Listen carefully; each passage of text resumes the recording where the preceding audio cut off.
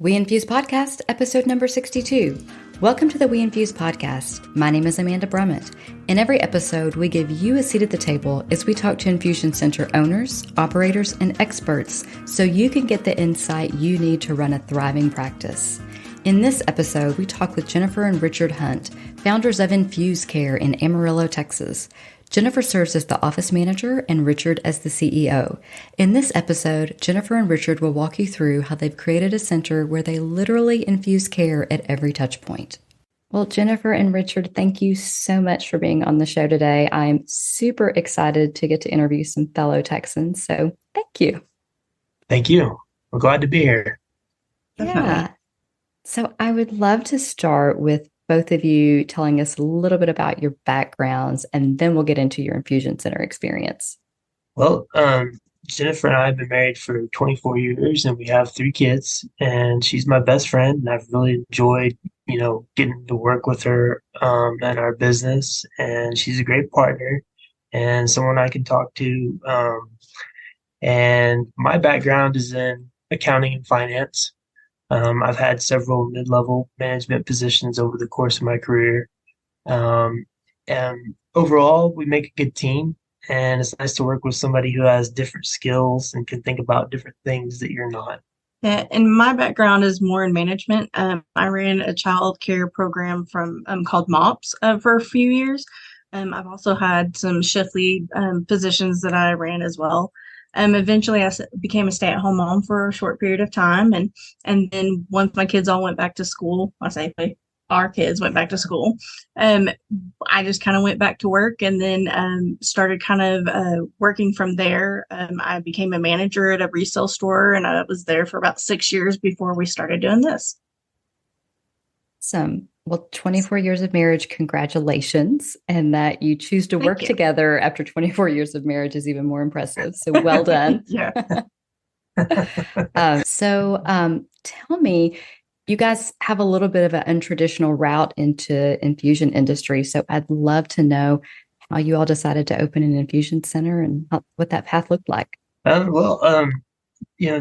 of it was Jennifer's grandmother had gotten cancer treatments, and she had kind of subpar care. There were definitely some areas that needed improvement. And I had listened to some of Jennifer's stories and some of the issues that had happened overall, which was kind of a rough experience for everybody. And I had researched and kind of at home and kind of come across We Infuse and NICA. And we went to NICA, and it was a very, very awesome experience. And they had talked about the growth of the industry and how many drugs were in the pipeline. And it seemed like it was, it really was a good opportunity. And so we were really happy, and we talked about it kind of back and forth. And, we were interested. We've always kind of been interested in doing something together. And so this was something that we wanted to do. And then we set out to create the best patient experience possible. Right. So at some places where we thought, things could be improved, just from learning experience, from taking her to and from appointments and stuff, we just kind of thought maybe we could bring a better experience. And we love patient care. Yeah. So you guys are in Amarillo. What is the competitive landscape there? Was it hospitals only? Were there other freestanding infusion centers? There was some places, kind of varied, some in-office locations and hospitals, and it was pretty varied. Yeah, I would say. Yeah, we had to go to bigger cities like Houston a couple of times for her treatments and to try to get testing done. That was a little bit harder. Yeah, I bet. So now tell us about InfuseCare, which, by the way, amazing name, such a good name. What makes InfuseCare unique? Well, we are a patient-first facility. That's always what our goal is with regards to everything that we do. In fact, that is our slogan, so to speak, is we infuse care in everything we do. And we really try to adhere to that on many different levels. I think there's a lot of details and supporting things that go into a patient-first approach and mindset. So I think we're mindful of that. And, we really try to focus on our team in the beginning because we wanted people to have that same passion for patient care as we do. And then it comes down to us treating them as the most valuable assets, which they are. We don't want there to be turnover because then you can't develop a good patient relationship with your providers. And so that's something that we knew that we wanted to really focus on. And we wanted to have a stable team, no turnover. Um, and then the patient-based design, that's what I call it. Every aspect of what we do, process design, other physical designs, it needs to be patient focused. It doesn't matter if your center is nice and looks like a spa. If the patient has to climb 20 stairs, they're probably not going to do it. So, with that in mind, we tried to find something that was on the first floor, plenty of parking, minimal traffic. And then we wanted to make sure that we were, it was kind of a straightforward walk to get there to our center. And, we offer a concierge wheelchair service from each entrance as well. That is so smart because I think a lot of times we all have to remember that nobody wants what we are selling. If they're coming to our center, it is not a good day, most likely. And so removing any of those barriers that you can that make it a little bit easier to deal with that treatment is so smart. And I love Absolutely. that you put that patient first and that you pause and you think about that in your design and your setup. I would assume that flows through into your operations too once they get inside your center as well. Exactly. I love that. So, Richard, you are the first accountant turned infusion center owner operator that I've had the opportunity to interview. So, I have to ask, what's something that the accountant in you wishes all infusion center operators knew? Well, I'm kind of it's hard. I would say it would be the intangibles. I think, someone like me likes to quantify everything, but the intangibles are definitely important. And, the intangibles that I think of that come to mind are brand power, the doctor relationships, listening, and time. Brand power, that's what, people think of when you hear about a business's name. And you want that to be as powerful and as positive as possible. We were unknown in our community. We started at patient zero. And what we did in the beginning was we went and did community projects and volunteering in the community as a team.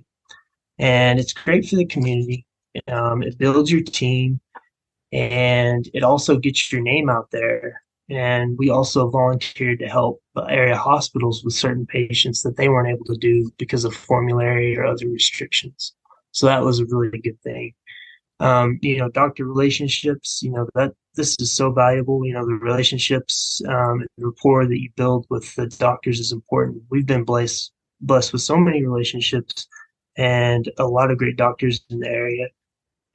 They know that when we treat their patients, we treat them with the utmost respect and care. And then when the patient leaves, they know they're going to get the treatment note thanks to WeInfuse within 1 or 2 business days, which makes their job easier and provides, their patient with better care.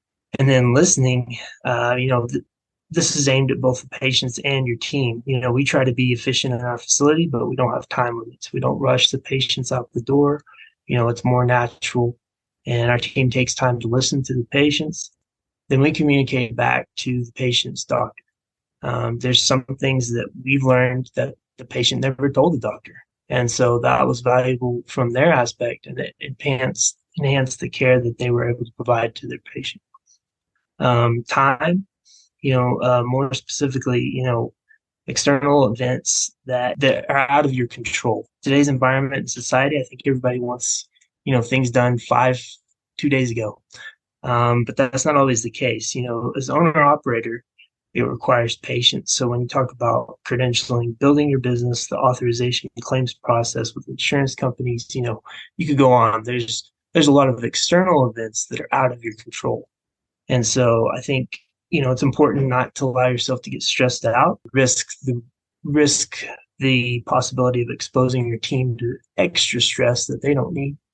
And it really transfers through to the patient care. Richard, those are awesome and totally not what I was expecting. In this world where we live in KPIs, I love that you bring us back to those intangibles, brand power. That's incredible. Those doctor relationships, listening, time, and the community volunteering. Brilliant. Such a beautiful way to organically build relationships, give back to the community before you ask anything of them. I think it's priceless and a step that a lot of people skip. And I love Yes. that you do it. And it is good team building. It's good for you and good Yes. for the community. Oh, we had a great time. We still do have a great time when we go. It's always awesome. So Fantastic. And then Jennifer, you've got this wealth of management experience, but I also love that you have retail experience. That's something that you and I share in common. And I never take that retail lens off, even 25 years later. So I'm super curious how that experience for you has impacted the patient experience at InfuseCare. Well, having a background in customer service just kind of helps me to better serve our patients. It's just kind of all about the experience, basically. So, from the friendly staff that greets them to the nurses who infuse them, our goal is to provide like a safe and comfortable place for them when they come in. But we want them to feel as comfortable as home, but with the safety of a medical facility. So, to help it feel like home, we have patient amenities, kind of like massage chairs. We have heated blankets. We have snacks. We have apps on our TVs. They have individual TVs in their rooms. We offer semi-private rooms, and we have one right now, private room for the longer infusions. But basically, it's just us trying to, give them a little bit of peace while they're doing it and some privacy, but also a little bit of entertainment. And if they want their family member to come with them, we're just kind of focusing on just basically patient care and just giving them everything that they need while they're here. That is beautiful. What a good line, too, from the friendly staff that greets them to the nurses that infuse them. I love that. Sounds like you've been really thoughtful about it and put yourself in that chair to see what it would feel like. Definitely. After watching my grandmother go through a lot of the chemo treatments and stuff and seeing how, she went into a room full of people and they sat side by side, and she had told me many times that she would like, a little bit of privacy and have something. And so we took that into consideration as well. Well, it sounds like you guys have done a ton of things right, and continue to. But everybody has challenges in business. What would you guys say has been your biggest challenge in infusion practice? I think it's kind of universal. I think it's definitely the insurance companies. They present the biggest ongoing challenge for the medical industry as a whole. And, being on this side of the transaction has even been more of a revealing experience. Everybody has had experiences with insurance companies, but I think the view that's developed over time is that, these doctors and, other medical facilities are over reimbursed. When a majority of these doctors' offices and outpatient centers are small businesses at the core. I mean, so I think, these centers have bills like every other small business, and the doctors have loans. They have student loans from medical school, and they're paying on. The drug companies, have made more concessions. The patients have made concessions, and the doctor, medical personnel have made concessions. I think, the industry and the government's perspective of reimbursement needs to improve. Our insurance companies, government, they need to respect these centers and physicians' time and services and not discount them to the point where they can't exist or survive. If we're not valuing our healthcare industry services appropriately, then what does it look like in the future?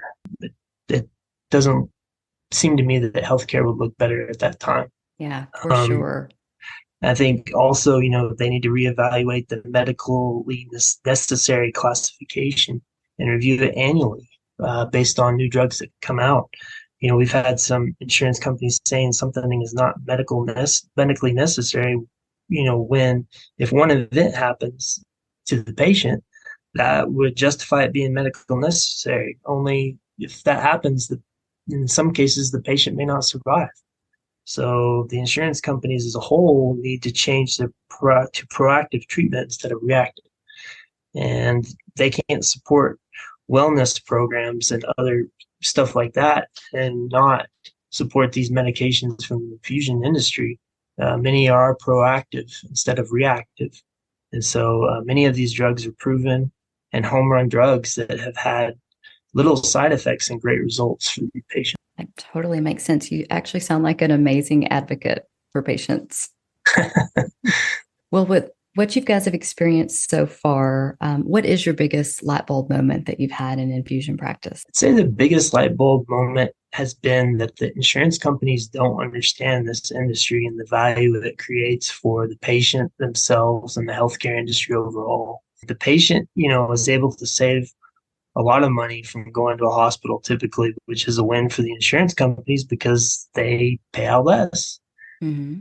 The healthcare industry overall, would benefit from the improved service from these outpatient centers because treatment convenience and the patient most likely has a better experience and saves money. So it's a win-win-win. Yeah, for sure. Is there any advice that you would give to, somebody opening a new center in navigating these insurance challenges? I think you get, some really good people. We Infuse has been very good about helping us, get with the right people and get with us a lot of resources in which we can consult with and learn how to do things better, not only for the patient, but for ourselves. Good to know. I think our listeners know where to find We Infuse. And then you mentioned some of the new drugs and home runs and infusion. What are you guys most excited about right now in the industry? Well, that's exactly it. I'm most excited about the innovation and drug development going on for many different conditions over many different specialty areas. It offers patients access to many different areas of treatment, but also offers diversification to infusion centers and new opportunities for industry growth. It's an exciting time for the infusion industry and also the further development of NICA and propelling connectivity of the infusion industry and the continuing advocacy that they pursue. Fantastic. Yeah, I think we're all excited about that. Yeah. So you guys had just one last piece of advice for listeners about running an infusion center. What would it be? Well, I think, it is about the team. You definitely want to get good people around you. My wife, she's worn multiple hats throughout this journey. And, she's helped me out a lot and been a large part of the growth of the business. Anytime I've needed something, she's been there and she's either done it herself or come up with a solution. She's done the marketing for our business, which has turned out great. There's a lot of stuff that I didn't know about that she was already really good at and skilled at. And it really made the difference as far as getting our name out there. Our team that we have assembled has been great. We've had the opportunity to work with a bunch of great people, which includes, our NP, our RN, patient coordinator, admin assistant. All the team is passionate about providing the best patient care from beginning to end. And they've all gone above and beyond to make sure the patient is taken care of. Sometimes they've stayed late. Sometimes they've come in on weekends, just giving it their all on a daily basis. My wife and I trust our team, and it allows us to work on other stuff and feel comfortable and confident that we can leave them unsupervised to get whatever done. Yeah, they've been monumental in helping us establish our business because they too have, care about, what our business, surviving and succeeding. And so, they've been really passionate about it with us. And so that's made a huge difference. Yeah. And our medical director, when we were looking for him, it's a really important piece to take the time to identify the best medical director for your center or facility. He's been instrumental in helping us find good people for our team. He's made recommendations on people, which most of them we have accepted gladly. And he has provided best practices and ideas from a doctor's perspective, which has been extremely valuable. And he's filled in on short notice when we needed him in the office to sub, for our nurse practitioner when she's out. We were able to hire 50% of our team that is here without using outside hiring sources because of him. Wow. He gave us so many candidates to go through and so many people that were interested in the same things that we were, that we were able to do that. And it made it really easy. So, and then last, we infuse Reese, Brian, Cecile, Julie, and the whole team. These guys have gone above and beyond in helping us get it set up and established. We use the full package of We Infuse, and it's been awesome to have one source for all your information. The billing module that they just came out with has been great because we don't have to take stuff out of one EMR and go into another EMR. Yeah, it's been great. And also, We Infuse make sure that they partner with quality companies that have great products and services. The support team for We Infuse is the best that I've ever experienced from the software support side. They're knowledgeable, efficient, and they try to get back promptly regarding questions. And so we love those guys because they're dedicated to our success. So That's incredible advice. It sounds like you've built an amazing team there. So I'm going to add one last question that's half business, half personal, because I do run into a decent number of husband wives that are in business together like you guys. 24 years married. And how long has your infusion center been open? For 1 year, October 3rd. 1 year. Yeah. And you're both smiling. So what's the secret? Yeah. What is the secret to working together? Just learning to compromise and to learn basically where your weakness is. Where my weakness is speaking in public. That's where he comes in and he does a whole lot better. But I'm more behind the scenes kind of person, and so I think we work really well together on that. Yeah, communication, listening, it's really important. Awesome. Well, thank you both for your time today. Thank you for your passion about patients and the patient-based design. It sounds like you have an incredible center, and I just really appreciate you sharing all of that with others so that they can hopefully learn from you guys. Yes, we're big fans of the podcast, so we were glad to participate. So thank you for that. Thank you for the honor of participating. What a beautiful culture centered around the team and the patients that Jennifer and Richard have created at InfuseCare. Their combination of walking through treatment with Jennifer's grandmother and their backgrounds gives them a ton of insight to what patients want and need, and their focus on the intangibles really allowed them to create a powerful team of patient-focused people. Well, if you aren't familiar with the We Infuse software platform and RX Toolkit's web-based resources, I'm sure Richard convinced you to check it out today.